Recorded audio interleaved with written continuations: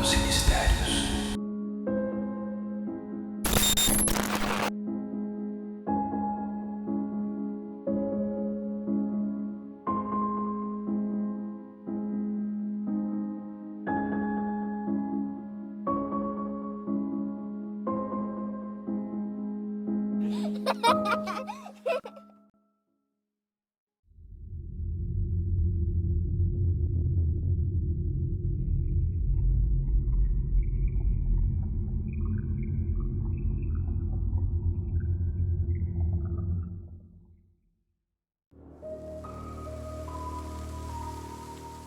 No momento em que escrevo este relato, tenho 63 anos de idade, sou pai de 3 filhos e avô de 2 netos. Minha vida, até então, foi dedicada ao trabalho como motorista de ônibus e caminhões, mas a história que compartilho hoje remonta a um episódio marcante da minha vida, ocorrido no ano de 1993. Já vivenciei alguns eventos inexplicáveis, e este relato destaca um dos episódios mais marcantes e vívidos que presenciei. Naquele ano, eu desempenhava a função de motorista de entrega em uma distribuidora de produtos agropecuários, situada em uma pequena cidade de Minas Gerais, onde já não resido mais. Minha rotina consistia em atender a criadores de gado em várias cidades da região, levando os produtos necessários para o cuidado dos animais. Era bastante comum a realização da entrega de produtos em cidades vizinhas, considerando que a região possuía muitos criadores de gado e que a distribuidora em que eu trabalhava, apesar de não ser de grande porte, atendia não só aos criadores da cidade, mas também de toda a região. Em um dia comum de trabalho, já no final da tarde, fui surpreendido pelo proprietário da distribuidora com uma entrega urgente em uma cidade vizinha. O comprador solicitara que a entrega fosse realizada naquele mesmo dia, pois precisariam dos produtos para utilização no dia seguinte, de manhã cedo.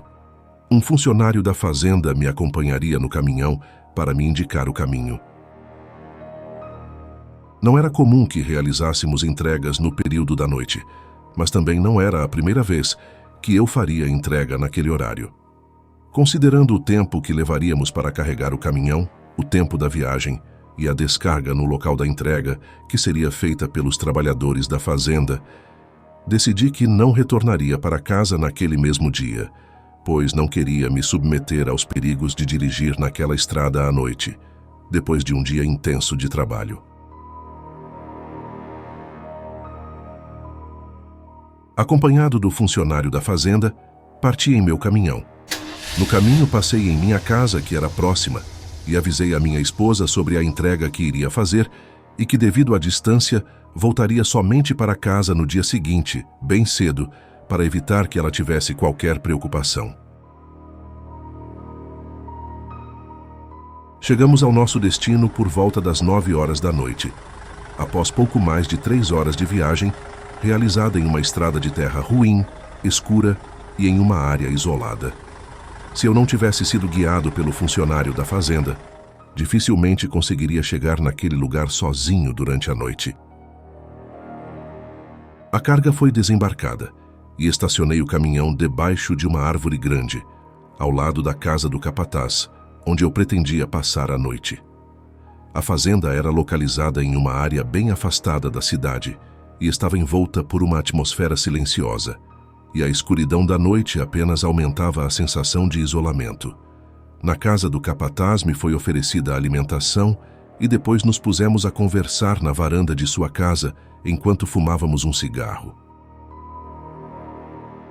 Em um dado momento, nossa conversa foi interrompida por um som muito alto, que vinha da cozinha da casa-sede da fazenda, a qual estava vazia e trancada e ficava a alguns metros de distância.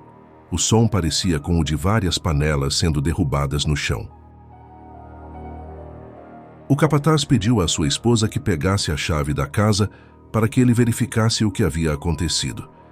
Inicialmente, imaginávamos que um gambá ou qualquer outro animal estivesse dentro da casa e tivesse derrubado as panelas da cozinha. O acompanhei até a casa-sede e, para a nossa surpresa, ao abrir a porta da cozinha, nos deparamos com uma cena que nos deixou surpresos. Tudo estava perfeitamente arrumado e em ordem. Todas as panelas estavam penduradas em seu devido lugar e não haviam sinais da presença de qualquer animal. Na casa, somente havia o silêncio. Então, saímos sem entender o que havia ocorrido.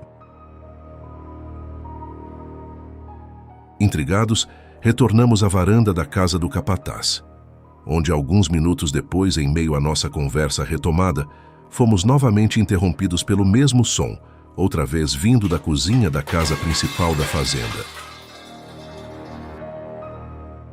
Desta vez, estávamos certos de que algo realmente havia derrubado as panelas no chão.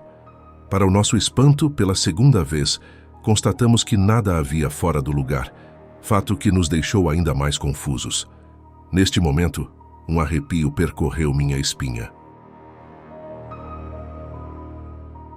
Pelo avançar da hora, pois já passava das 11 horas da noite, decidimos que seria a hora de ir dormir. O capataz retornou à sua casa e eu me direcionei ao meu caminhão, que seria o lugar onde eu passaria aquela noite. Eu já havia dormido em meu caminhão algumas vezes e era até bastante agradável. Seus bancos eram bem macios e confortáveis e o caminhão possuía até pequenas cortinas para cobrir suas janelas e seu para-brisa. Após algum tempo deitado na cabine completamente escura do caminhão, com as janelas e para-brisa cobertos pelas cortinas e próximo a pegar no sono, começo a perceber uma luz vindo do lado de fora que começava a iluminar o lado esquerdo do caminhão. Sem saber o que aquilo poderia ser, trouxe para perto de mim minha arma calibre 22, a qual sempre me acompanhava no caminhão, a engatilhei e me pus a olhar para o lado de fora, por uma pequena fresta da cortina. A visão que tive naquele momento ficará para sempre guardado em minha memória. A aparição de algo que se parecia com uma entidade, com características masculinas, estava se manifestando do lado de fora. Aquilo andava como se estivesse rodeando a cabine do caminhão, irradiando uma luz inexplicavelmente branca, mas que não ofuscava minha visão. Naquele momento, eu mal conseguia acreditar no que estava testemunhando.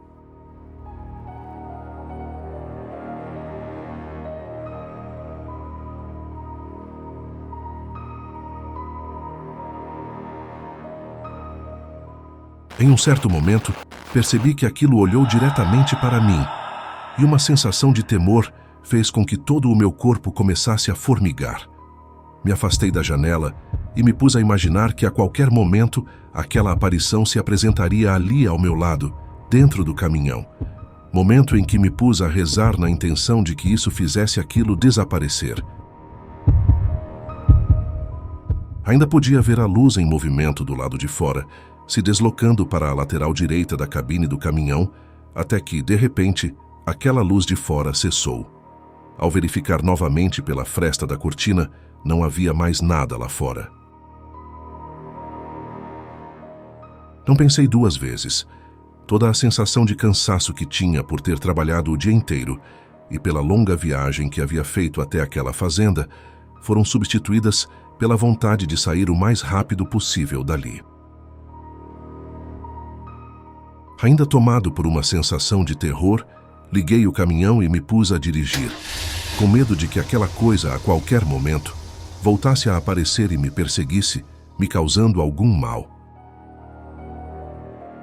No caminho completamente escuro, somente iluminado pelos faróis do caminhão, pois não havia luar naquela noite, eu tentava me acalmar para que não sofresse algum acidente. Apesar de me sentir relativamente seguro ali dentro, minha tensão aumentava quando, na saída da fazenda, tinha que descer do veículo para abrir e fechar as inúmeras porteiras que haviam naquele caminho.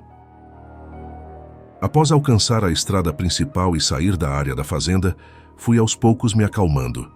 E mesmo continuando apreensivo, consegui chegar em minha casa em segurança. Em minha casa, minha esposa acordou com a minha inesperada chegada e eu lhe contei tudo o que havia acontecido.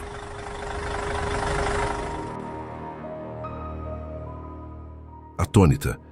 Ela disse que eu agi certo ao rezar para afastar a assombração, repreendeu tudo aquilo e disse que o que eu tinha visto deveria ser, provavelmente, um espírito confuso e perdido de alguém que trabalhava na fazenda ou que tinha falecido por ali. Eu não pude identificar ao certo o que vi, mas hoje acredito que aquilo realmente era a aparição do espírito de um homem que, provavelmente perdido, deva ter falecido por ali. Afinal, antes da aparição, ocorreram os dois acontecimentos que envolveram o barulho das panelas caindo e que também foram presenciados pelo capataz da fazenda e sua esposa, o que prova também que tudo aquilo não era fruto de minha imaginação. Nunca retornei àquela fazenda, e o mistério que envolveu essa entrega noturna permaneceu comigo e minha esposa durante muito tempo, pois nunca falei sobre o fato com outras pessoas e em meu trabalho temendo o risco de ser ridicularizado. Passados alguns meses, consegui um emprego de motorista em uma empresa de viagens, deixando para trás a inexplicável história da fazenda, que é apenas mais uma das muitas experiências sobrenaturais que acumulei ao longo dos anos. Este foi o meu relato, e lhes digo que possuo outras experiências que posso contar, pois já vi um lobisomem, objetos voadores não identificados, e quando era motorista de ônibus, em uma viagem para outro estado, tive uma experiência sobrenatural de passar por um povoado iluminado, como se fosse dia, quando estávamos em plena madrugada. Pretendo um dia compartilhar também com vocês estas minhas outras experiências. Muito obrigado. Fiquem com Deus.